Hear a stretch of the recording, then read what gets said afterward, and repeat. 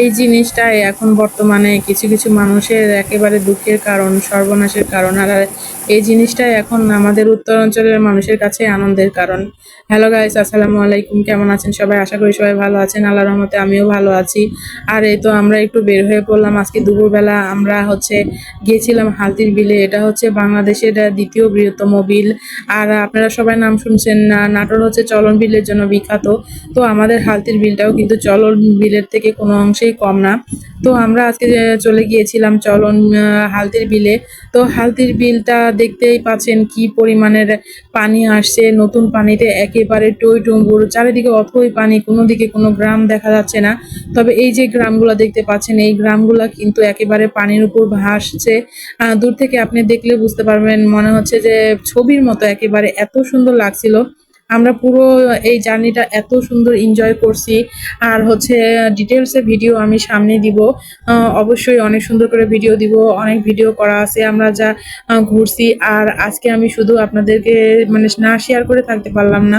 দেখেন কত সুন্দর। আর এই গ্রামের মানুষেরা যখন বর্ষাকাল আসে তারা শুধু এই নৌকা দিয়েই যাতায়াত করে, তাদের কাছে যাতায়াতের কোনো ব্যবস্থা নাই।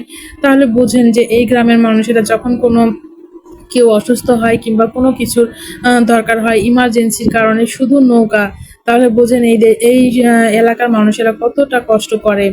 আর এই যে পানিগুলো দেখতে পাচ্ছেন, এই পানিটাই দেখেন আমাদের এদিকে আমরা এনজয় করার জন্য, আনন্দ করার জন্য, আমরা দেখার জন্য আসছি, ঘুরছি নৌকা নিয়ে। অথচ এই পানিটাই কিন্তু আমাদের দেশের এক সাইডের মানুষকে অনেক অশান্তি দিচ্ছে, অনেক কষ্ট দিচ্ছে।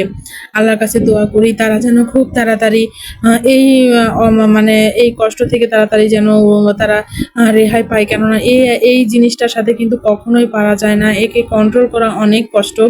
তো আমরা মানে দেখছিলাম, আর মাঝে মাঝে ওই এলাকার মানুষের কথা মনে হচ্ছিল যে আমরা এখানে ঘুরতে আসছি, কিন্তু ওরা এটার জন্য বাড়ি ঘর, সয় সম্পত্তি সব কিছু তারা সর্বশান্ত হয়ে গেছে। হায়রে পানি, এই পানিটা মানে কি বলবো, যে আমাদের আনন্দ দিচ্ছে আর আরেকজনকে কষ্ট দিচ্ছে। যাই হোক, আমার ভিডিওটা কেমন লাগলো সবাই কমেন্ট করবেন। আর এই জায়গাতে আসতে চাইলে অনেকেই এই জায়গাটা অনেকেই চেনেন। এটা এই জায়গাটার নাম হচ্ছে মিনি কক্সবাজার পাটুল। অনেকেই এখানে এসেছেন। আর কে কিভাবে আসবেন আমি অবশ্যই এখান থেকে আমি ভিডিওর মাধ্যমে সব কিছু জানিয়ে দিব। এটা কিন্তু একটা ট্যুরিস্ট স্পট। এখানে অনেক ট্যুরিস্ট আসে কিন্তু দেশ বিদেশ থেকে ঘুরতে।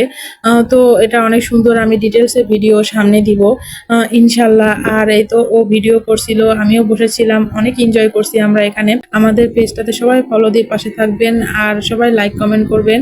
সবাই ভালো থাকেন, সুস্থ থাকেন। আল্লাহ হাফেজ।